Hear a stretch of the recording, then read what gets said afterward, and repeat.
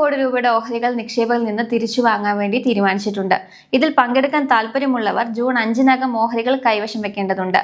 ലാഭം കിട്ടാൻ സാധ്യതയുള്ളതിനാൽ ഇപ്പോൾ വിപ്രോ ഓഹരികൾ വാങ്ങുന്നത് നന്നായിരിക്കുമെന്ന് വിദഗ്ധർ പറയുന്നുണ്ട്. ഒരു ഓഹരിക്ക് 250 രൂപ നിരക്കിലാണ് തിരിച്ചു വാങ്ങുന്നത്. നിലവിൽ മാർക്കറ്റിലുള്ള രൂപയേക്കാൾ 23% അധികമാണിത്. കഴിഞ്ഞ 3 വർഷത്തിനിടയിൽ വിപ്രോ നടത്തുന്ന ആദ്യത്തെ ബൈബാക്ക് കൂടിയാണിത്.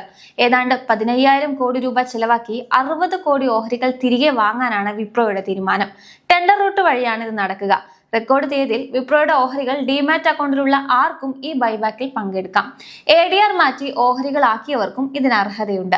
ഈ ബൈബാക്കിൽ പങ്കെടുക്കാൻ കമ്പനിയുടെ പ്രൊമോട്ടർമാരും തീരുമാനിച്ചിട്ടുണ്ട്. ഇതിന്റെ കൂടുതൽ വിവരങ്ങൾ പിന്നീട് അറിയിക്കും. ലളിതമായി പറഞ്ഞാൽ, ഒരു കമ്പനി തങ്ങളുടെ ഓഹരികൾ നിക്ഷേപകരിൽ നിന്ന് തിരികെ വാങ്ങുന്നതിനെയാണ് ബൈബാക്ക് എന്ന് വിളിക്കുന്നത്. സാധാരണ മാർക്കറ്റ് വിലയേക്കാൾ കൂടുതൽ പണം നൽകിയാണ് കമ്പനി ഇത് ചെയ്യുക. കമ്പനിയുടെ കയ്യിലുള്ള അധിക പണം ഉപയോഗിക്കാനും ഓഹരിയുടെ മൂല്യം കൂട്ടാനുമാണ് പ്രധാനമായും ഇങ്ങനെ ചെയ്യുന്നത്. ബൈബാക്കിന്റെ 15% ചെറുകിട നിക്ഷേപകർക്കായി മാറ്റി വെക്കണമെന്നാണ് സെബിയുടെ നിയമം.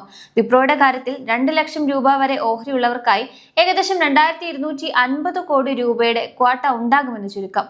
മോത്തിലാൽ ഒസ്വാൾ നൽകുന്ന കണക്കനുസരിച്ച് ചെറുകിട നിക്ഷേപകർ നൽകുന്ന ഓഹരികളിൽ 30.8% കമ്പനി സ്വീകരിക്കാൻ സാധ്യതയുണ്ട്. വൻകിട നിക്ഷേപകർക്ക് ഇത് 5% മാത്രമാണ്. കൂടുതൽ ആളുകൾ പങ്കെടുത്താൽ ഈ നിരക്കിൽ ചെറിയ മാറ്റം വരാമെങ്കിലും വിപ്രോയുടെ കാര്യത്തിൽ ഇത് 50 മുതൽ 60% വരെ ഉയരാൻ സാധ്യതയുണ്ടെന്ന് വിദഗ്ധർ വിലയിരുത്തുന്നു.